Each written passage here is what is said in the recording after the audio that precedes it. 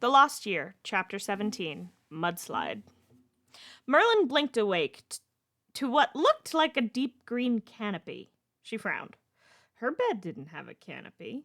She was in a bed, that much she knew, draped in blankets about the same as the one she normally used. There were more than one of them, though. She was nice and warm, which was odd considering the last she remembered she had been underwater. She sat bolt upright, looking around. "You are safe, Emrys," a voice she didn't recognize said, and she looked around. She was in a tent, sparsely furnished. Just the bed seemed to be permanent, or at least rebuildable. Everything else could be easily packed away, easy to run at a moment's notice. That, coupled with the name the mystery man had just called her, led her to a singular conclusion. Druids. She hadn't realized she'd said it aloud until the man nodded. "Indeed. One of our own found you in the river nearby.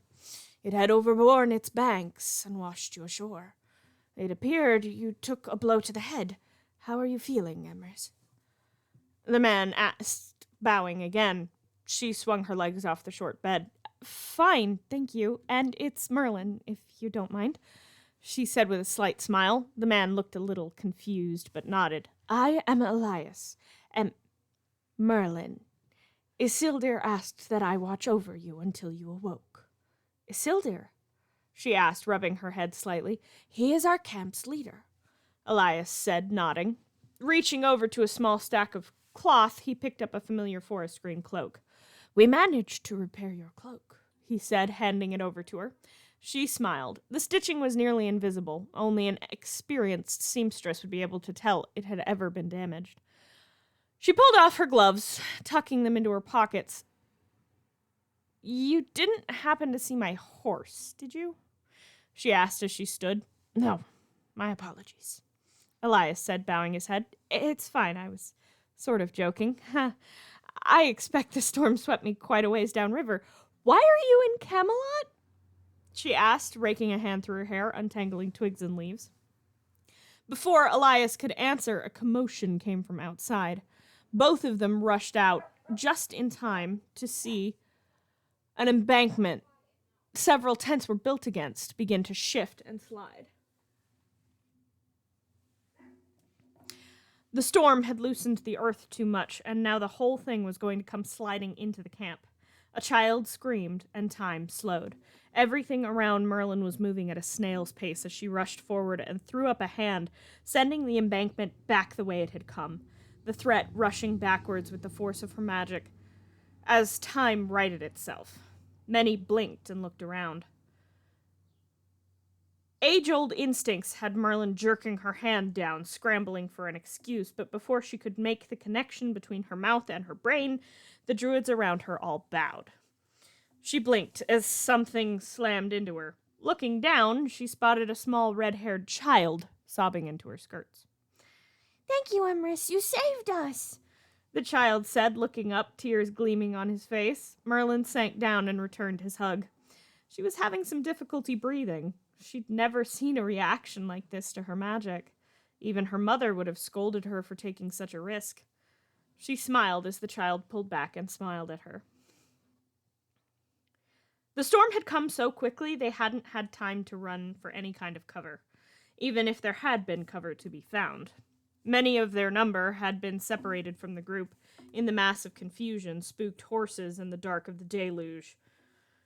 The first person he noticed was missing was Merlin. Usually his servant would be flitting around, treating every wounded man and smacking them in various limbs when they complained. Gaius had been teaching her how to intimidate patients, or that was Arthur's theory. That, or she was just incorrigible.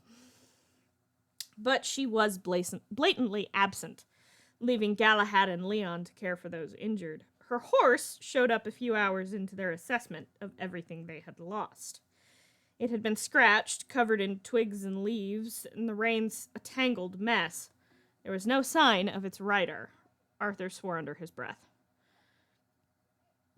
We need to get her a more reliable mount," he muttered to Leon as he led the horse to the others. Leon nodded. "Things here are well under control. Perhaps we can track it back to her?"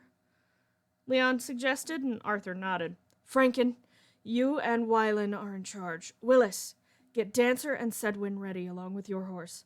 We leave within the hour. We need our physician's apprentice here, not lost in the woods somewhere. Arthur ordered, and Leon had to commend him. He was doing a good job of hiding the worry that must be eating at him. Leon was worried, yes, but less so than Arthur. He knew that Merlin had, on her own, was far more capable than Arthur would ever be able to give her credit for.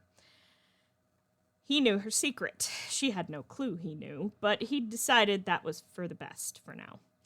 If only he was aware, then no one but him would have to lie if she was found out, or more likely attempted to be found out. He doubted Arthur would believe it unless he saw her eyes flash golden himself. Unless he saw some feat of magic that was irrefutably tied to her, he would not believe that Merlin was a sorceress. Leon mounted his horse and followed Arthur closely. A rampaging horse was not hard to follow, especially not since the steed had dragged a branch in its reins for a good half-league. The only problem became when they found the river. It had spilled over its banks and was running rapid.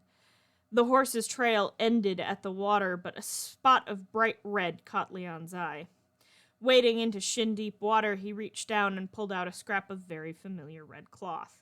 It was her scarf, torn from her hair where she'd been wearing it, evident from the few stray raven hairs still caught in the fabric. Arthur, Leon called, holding up the scarf. The prince snatched it from his hand, going pale. She was likely swept downstream from here, Leon pointed out, sloshing back out of the water.